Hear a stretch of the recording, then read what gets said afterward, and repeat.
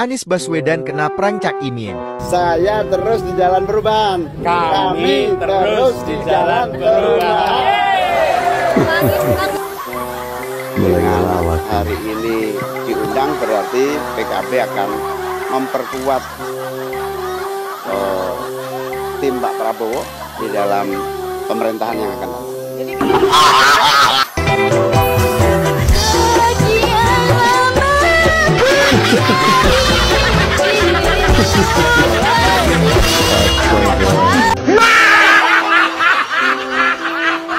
Wah, mesra sekali ya guys. Asik. Jadi keluarga Kendir nan pokok ini tidak peduli dengan kemarahan rakyat. Malah diparut.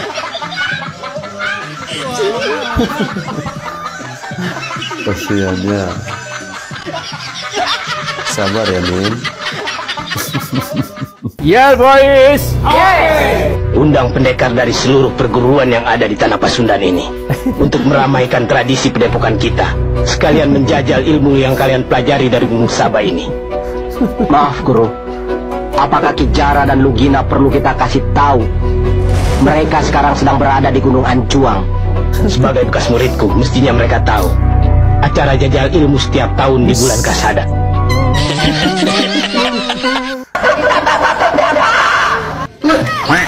Sabar dong Bu, jangan poporongos. 1 ditambah 1 11. Otaknya di mana? Otaknya di mana?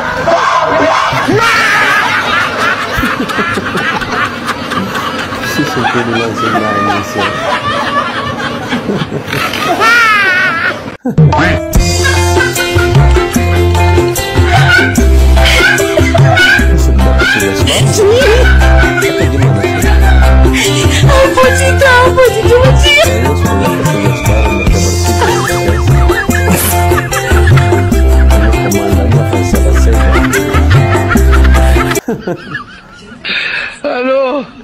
Aduh, kasihan anak-anaknya Sempuni ini.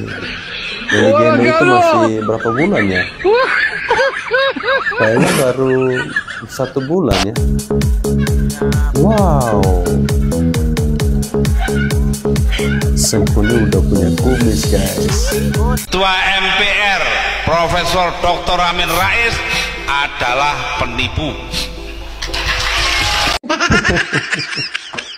Mulyono orang yang dimuliakan, Prabowo orang yang berwibawa, Gibran orang yang gigih dan berani, Anies orang yang dinistakan, Baswedan orang yang diedankan. Kok bisa ya buat tulisan seperti ini? Apaan ini? Oh, lagi main apa ya? Domino. Lagi tunggu antrian jatah menteri ini. Lumayan dapat jadi wakil menteri ya.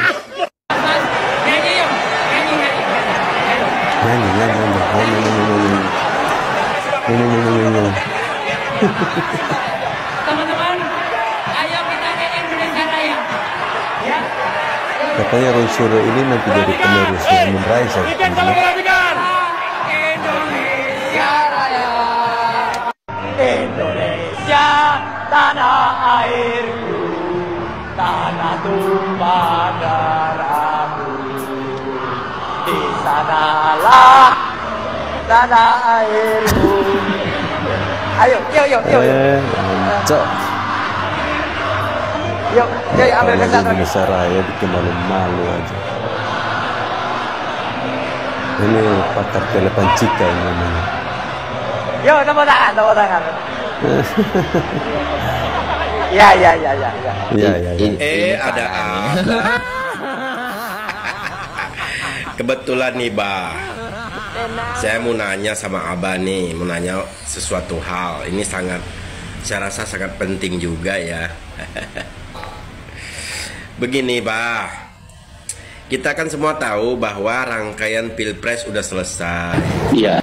Dan pemenangnya juga kita udah tahu semua, yaitu Pak Prabowo dan juga Mas Gibran sebagai wakilnya.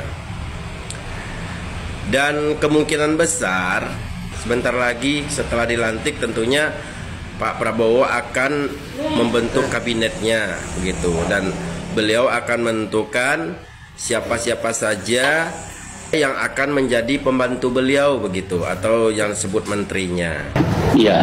Nah, pertanyaan saya, jika seandainya Abah diajak ke dalam kabinet Pak Prabowo, kira-kira Abah bersedia tidak? Saya rasa lebih bijak kalau saya merespon sesudah ada ajakan. Kan tidak patuh saya mengatakan ya atau tidak, padahal ajakannya aja tidak ada, belum ada. Jadi saya rasa kita hormati justru dengan tidak berspekulasi, tapi kita hormati. Betul. Ya, jangan berbelit-belit gitu. To the point aja. Saya nanya kira-kira Abah bersedia apa tidak? Kita tunggu, kita bukan ditunggu dalam artian mengharapkan, tapi kita hormati proses. Ketika nanti ada pembicaraan, baru pada saat itu saya akan menyampaikan respon. Jadi itu saya rasa etikanya begitu. Sekali lagi, kira-kira Abah bersedia apa tidak untuk masuk ke dalam kabinet Pak Prabowo nantinya? Ya, jangan berandai-andai. Saya sampaikan juga kepada semua bahwa saya tidak patut rasanya untuk memberikan jawaban atas pertanyaan yang bukan dari penanya gitu. Aduh. Ya udah deh, saya tanya aja langsung ke orangnya. Pak Prabowo. Ya. Bapak udah dengar kan barusan? Anda juga paham ya? Ya mana saya paham, saya nggak paham, makanya saya nanya ke Bapak gimana tuh. Kira-kira Abah mau Bapak ajak nggak masuk kabinet? Sorry ya.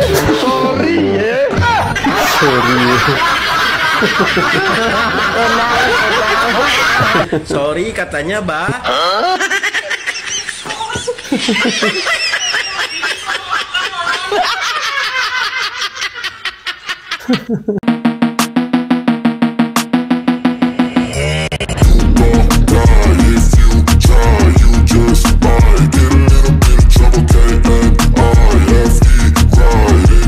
Salam baras dan salam ngakak untuk kita semua. Teman-teman, jumpa lagi bersama saya di Freddy Kako Channel. Ya, melihat bagaimana Caimin dipanggil oleh Prabowo Subianto, tentu peluang Caimin menjadi menteri itu sangat terbuka lebar ya. Artinya Caimin yang sebelumnya menjadi lawan Pak Prabowo pada Pilpres kemarin, kini mereka sudah menjadi kawan. Cuman yang disayangkan dan masih menjadi pertanyaan besar untuk saya yaitu, kenapa ya Pak Ketum nggak dipanggil? Itu loh si Abah. Padahal si Abah ini kan orangnya cerdas, ya, punya intelektual yang sangat tinggi. Sangat disayangkan si Abah ini tidak bisa dimanfaatkan. Lumayan ya, bisa dipakai untuk buat jubir ya, pasti akan sangat menyenangkan. Tapi pertanyaan besarnya, kalau misalnya si Abah ini dipanggil Prabowo, kira-kira dia nolak nggak ya? Coba teman-teman berkomentar. Kalian sudah lihat video ini belum sih?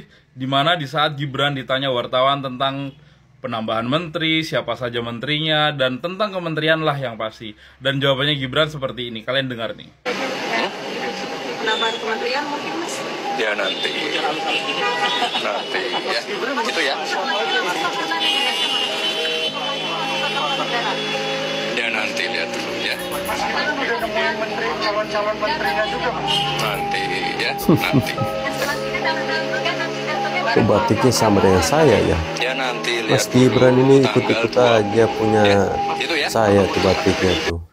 Sebelum kalian menggoreng tentang jawaban Gibran yang cuman hanya ya nanti, dijamin nanti pasti banyak spekulasi dari kalian yang kalian goreng yang dia tidak bisa apa dan segala macam sudah pasti. Tapi sebelum itu Pastilah. saya kasih penjelasan sedikit bahwa semua orang-orang itu memang tidak mau memberikan statement suara atau menyebutkan siapa nama menteri, benarkah ada penambahan dan semuanya.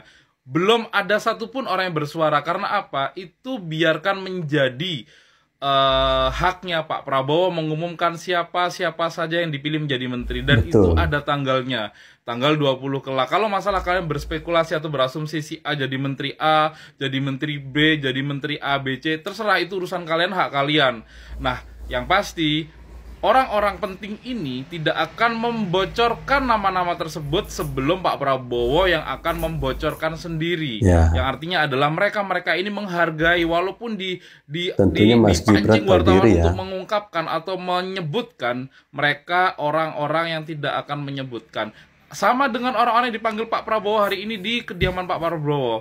Jadi semua orang dipanggil yang mungkin calon-calon menteri itu, tapi belum tahu posisinya di menteri apa, di bagian apa. Dan mereka semua kompak tidak memberikan atau memberitahu statement apapun, ya, statement apapun tentang jabatan atau posisi menteri mereka masing-masing. Seperti itu. Ya memang menghargai Pak Prabowo. Itu kan hak Ya karena menunggu Pak prerogatifnya Prabowo yang Pak Presiden terpilih ya. sendiri di tanggal 20 nanti. Makanya jangan sampai ketinggalan di tanggal 20 nanti. Silahkan kalian menonton sosial media kalian, TV kalian untuk siaran langsungnya peresmian, pelantikan dan pengumuman. Oke?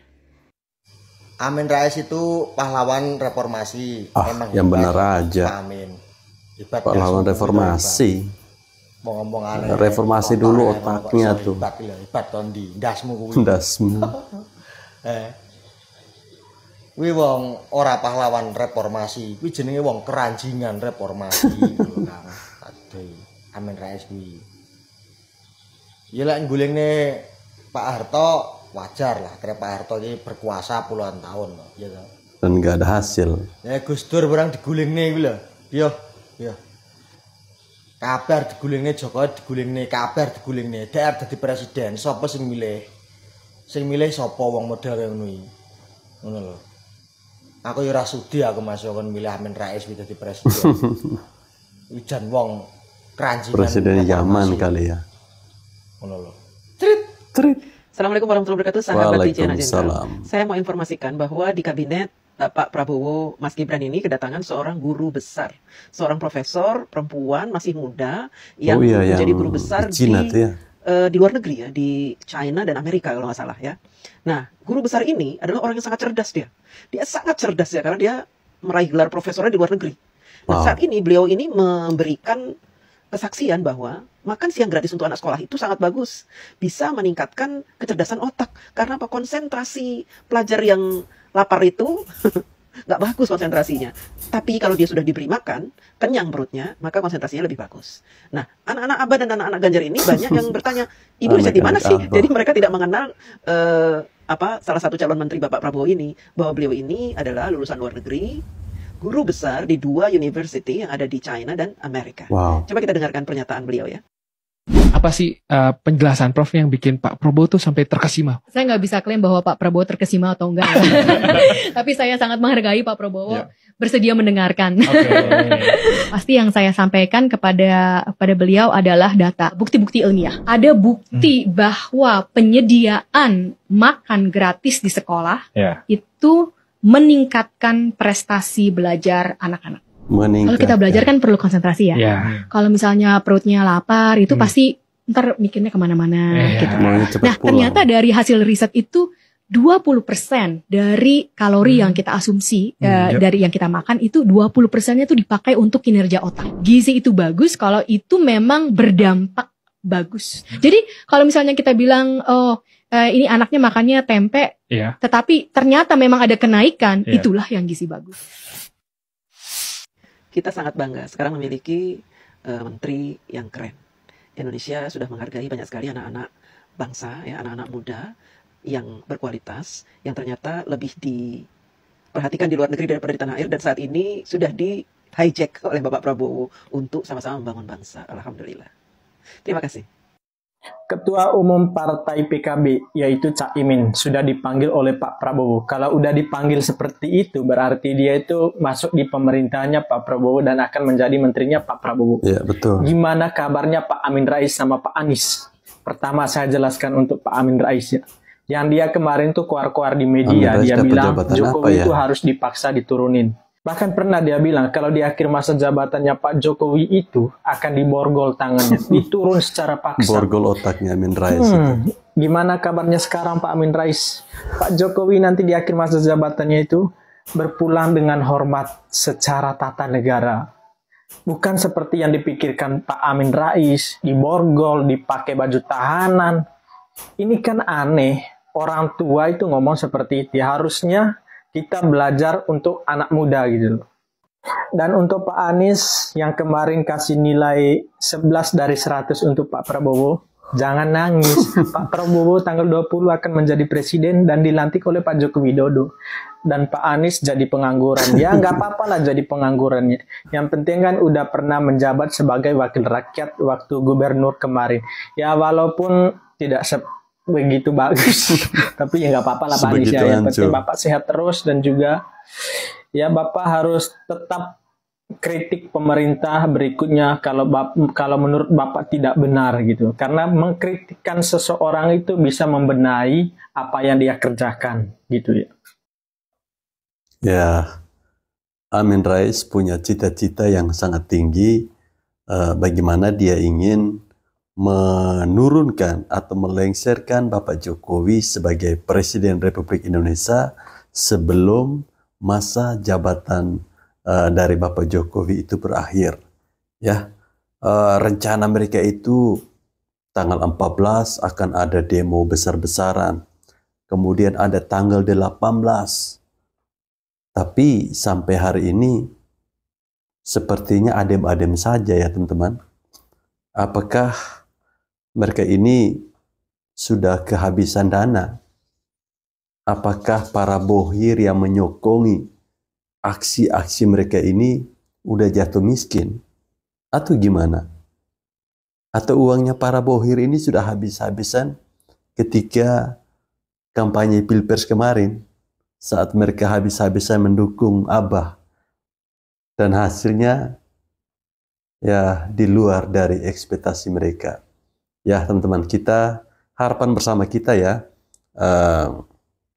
semoga saja di tanggal 20 Oktober nanti proses pelantikan serah terima jabatan presiden dari presiden yang lama ke presiden yang baru semuanya bisa berjalan dengan lancar, dan Bapak Prabowo Subianto walaupun dengan umurnya sudah begitu, kita optimis, kita berharap agar beliau mampu melanjutkan tongkat estafet yang sudah ditanamkan oleh Bapak Jokowi selama beliau memimpin 2 periode. Orang-orang lagi sibuk menyongsong pemerintahan baru, barisan ini malah masih berkutat sama dunianya sendiri. Maksudnya siapa itu, Bang? Ya tidak lain dan tidak bukan ialah barisan orang-orang yang hobi kumpul-kumpul. Di mana orang-orang seperti Amin Rais, Refli Harun, Faisal Assegaf, hingga Said Didu beberapa hari lalu berkumpul menggelar acara yang dinamai silaturahmi kebangsaan. Kalau isinya si panggung orasi, tapi garis besarnya tak lain dan tak bukan ialah mengkritik dan mengevaluasi kinerja Jokowi. Bagi mereka, Jokowi telah membuat banyak kesalahan dan bahkan kejahatan selama menjabat, sehingga menurut mereka setelah berhenti menjabat 20 Oktober nanti Jokowi harus ditindak secara hukum. Karena inilah setelah silaturahmi kebangsaan ini katanya bakal ada pertemuan yang lebih besar, yakni Kongres Adili Jokowi. Kongres ini katanya bakal dihadiri aktivis, mahasiswa dan emak-emak yang digelar besok tanggal 18 Oktober. Ya emang salahnya di mana? Ya nggak salah sih, itu hak mereka untuk berserikat dan berkumpul. Tapi ya jadi kayak ketara banget. Orang-orang ini mulanya berupaya masuk kekuasaan tapi nggak dapet. Jadi ya di tengah orang-orang lagi sibuk menyongsong pemerintahan baru, mereka malah masih sibuk mengadili pemimpin yang lama. Dugaan mimin sih ya, karena barisan sakit hati aja. Tapi ya kelihatan jadi kayak gerakan yang memprovokasi rakyat. Karena kalau dilihat setiap orasinya mereka selalu mengatasnamakan rakyat. Termasuk soal Kongres Adili Jokowi. Kata mereka rakyatlah yang ingin Jokowi diadili. Padahal kalau kita lihat indikator paling gampangnya, approval rating Jokowi masih di atas 70%, bahkan hingga ujung masa jabatannya. Terus yang mereka maksud ini rakyat yang mana? Iya juga ya. Menurut kalian gimana nih? Kalian masih ingat beberapa waktu yang lalu? Katanya ada rencana pertemuan antara Megawati dengan Bapak Prabowo sebelum tanggal pelantikan di tanggal 20 Oktober 2024. Kalian sadar nggak kalau sekarang udah tanggal 17? Kira-kira kapan ya? Kapan tanggal ya? 23 hari lagi loh. Sekarang 17, 18, 19. Apakah mungkin pertemuan itu akan terjadi besok atau besoknya lagi? Karena tanggal 20 udah pelantikan. Sampai besok. Sadar tidak kalian? Berarti kemungkinan besar tidak akan ada pertemuan antara Prabowo dan juga Megawati. Senanglah kalian, senanglah kalian. Kalian yang benci sama PDIP itu senang kali kalian. Soalnya begini, ya. Sekarang logikanya dulu, logikanya. Apakah akan mungkin pertemuan dilaksanakan padahal nama-nama menteri udah keluar?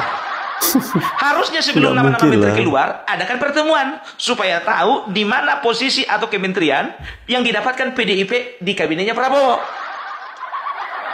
Nah ini nama-nama menteri, calon menteri dan wakil menteri sudah keluar, pertemuan tak kunjung datang. Sadar tak kalian itu? Ya, coba kita pikirkan dulu. Apakah ini ada kaitannya dengan pertemuan Bapak Prabowo dengan Bapak Jokowi, dengan Bapak Gibran beberapa hari yang lalu di Solo? Masuk di akal. Yang direncanakan bertemu sama Megawati. Loh kok Pak Prabowo jumpanya sama Jokowi? Apakah Bapak Prabowo udah lupa di mana rumahnya Megawati? Pak Prabowo salah alamat. Aduh.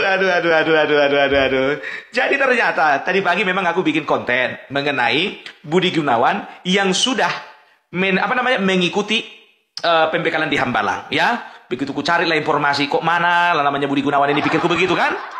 Ku cek lah mana kementeriannya semuanya, kok nggak ada, pikirku begitu kan. Padahal ini orang dekatnya PDIP kan begitu. Otomatis kalau misalnya Budi Gunawan ada namanya, berarti akan ada nama Azwar Anas dan juga akan ada nama Oli Donald Kambay, kan begitu. Ku cari lah nama 3 orang ini, nggak dapat.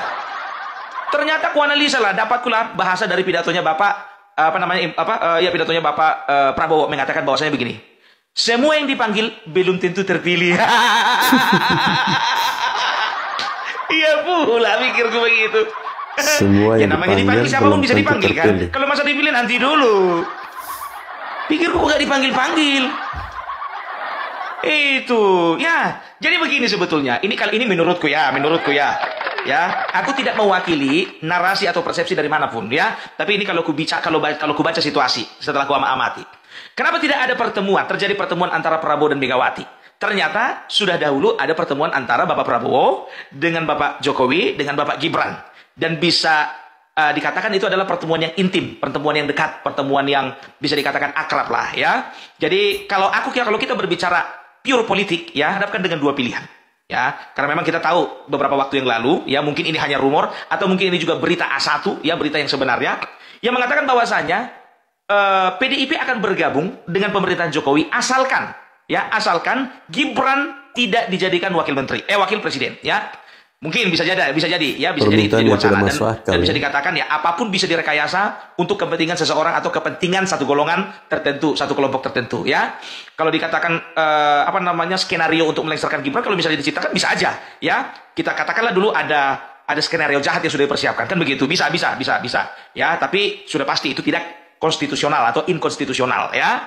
Jadi oleh karena memang permintaan dari PDIP dirasa itu sudah tidak masuk akal ya, oleh karena memang Prabowo dan Gibran itu bisa dikatakan satu paket ya. Dan juga Prabowo itu sadar bahwasanya tanpa Gibran dan tanpa dukungan dari Joko Widodo, beliau tidak akan mungkin memenangkan pertarungan di Pilpres 2024 ya. Jadi bisa dikatakan ya, kalau sempat terjadi skenario jahat ya untuk melengsarkan Gibran hanya untuk mengakomodir PDIP masuk ke dalam pemerintahan ya, bisa dikatakan itu akan ada kekacauan di grassroots, akan ada juga kekacauan di tingkat elit, dan juga akan ada kekacauan ya, yang kekacauan jangka panjang ya. Oleh karena apa? Oleh karena pendukung Prabowo Gibran itu bukan 16%, tapi 58%. Dan ini bisa dimanfaatkan ya untuk para elit ya, untuk membuat sebuah kekacauan yang lebih besar lagi ya. Jadi bisa dikatakan ya, PDIP ini kan makin kesini kan makin kelihatan kemarin ya, makin kelihatan rakusnya kalau ku katakan. Kemarin mereka itu sudah mendapatkan kursi DPR. Oleh karena apa? Oleh karena tidak ada gejolak revisi Undang-Undang MD3. Setelah mendapat kursi ketua DPR, mereka juga seolah-olah memaksakan diri untuk masuk ke dalam pemerintahan. Tapi ya mereka itu memberikan syarat yang nggak masuk akal. Memberikan syarat yang tidak masuk akal itu apa? Mereka nggak mau untuk kalau Gibran menjadi wakil presiden. Nah, usaha yang mereka lakukan apa? Usaha yang mereka lakukan itu adalah menunggu penetapan, menunggu pembacaan hasil dari putusan PT UN kemarin yang tanggal 10. Kalau aku analisa sih sebetulnya begini. Presiden sampai saat ini masih punya kuasa penuh, ya, masih punya kuasa penuh. Dan juga kemungkinan-kemungkinan terburuk pasti terjadi. Jadi untuk menghindari, untuk mengantisipasi hal tersebut, maka pembacaan putusan PT UN itu digeser ke tanggal 24. Jadi ingat ya, ini kalau kita bicara pure politik, ya, kita nggak berbicara dulu masalah konstitusi, kita bicara dulu pure politik. Joko Widodo anggapan orang adalah bisa dikatakan lemdak atau bebek lumpuh. Dia nggak punya kuasa lagi, nggak punya power lagi. Ya, memang ya, selama ini beredar sebuah info bahwa Prabowo akan melakukan pertemuan dengan Megawati Soekarno Putri. Tentu kalau kita melihat hubungan dari kedua orang ini, selama ini biasa-biasa saja ya. Namun ketika pada Pilpres kemarin Prabowo berhasil memenangkan pertarungan melawan PDIP, mungkin akan ada sedikit renggang ya hubungan antara kedua orang ini, Megawati dan juga Prabowo. Kita tahu bersama bahwa pada Pilpres tahun berapa ya, saya lupa, Prabowo Mega ini kan pernah berpasangan. Saya ingat betul nama pasangannya mereka ketika itu adalah Mega Pro, jadi Mega Prabowo. Tentu Pak Prabowo tidak akan mengkhianati Pak Jokowi yang sudah banyak membantu dia. Ya, Pak Prabowo pasti akan lebih mendengarkan apa yang disampaikan oleh Pak Jokowi. Ya, permintaan PDIP katanya kalau menteri dari PDIP bisa bergabung bersama Prabowo, mereka meminta agar Gibran itu tidak dijadikan sebagai wakil presiden. Dan ini menurut saya sebuah permintaan yang sangat tidak masuk akal, permintaan yang sangat konyol. Ya, bagaimanapun juga, ya, keberadaan Gibran Raka Buming Raka itu sangat-sangat strategis, sangat-sangat penting, sangat-sangat membantu kemenangan Prabowo Gibran pada Pilpres kemarin. Jadi tidak mungkin Prabowo itu lebih mendengarkan pernyataan PDIP melalui Ibu Megawati Soekarno Putri. Ya, ini tentu akan membuat kekacauan yang sangat luar biasa kalau Prabowo mengikuti apa yang dimintakan oleh PDIP dan Megawati. Ya, rakyat Indonesia, kalau saya melihat di komentar-komentar itu bahwa mereka memilih Prabowo itu karena ada Gibrannya di situ. Itu karena ada Pak Jokowinya di situ. Ya. Dan ini bisa dibenarkan, bisa juga tidak. Karena kita tidak bisa pungkiri bahwa suara-suara dasar dari Prabowo Subianto itu cukup besar. Ya. Sehingga tidak heran kemarin ketika Pilpres Pak Jokowi mencoba untuk memasangkan antara Prabowo dan juga Ganjar Pranowo sebagai presiden dan wakil presiden, tentu PDIP tidak akan mau karena mereka partai besar. Mereka lebih menginginkan agar Ganjar menjadi orang nomor 1. Tapi Pak Prabowo juga tidak boleh dilupakan, Gerindra itu partai besar, ya. Maka kemarin ketika Gerindra dipasangkan dengan pendukungnya Pak Jokowi, di luar dugaan 3 capres itu pemilunya bisa menang 1 putaran. Itu merupakan hal yang luar biasa.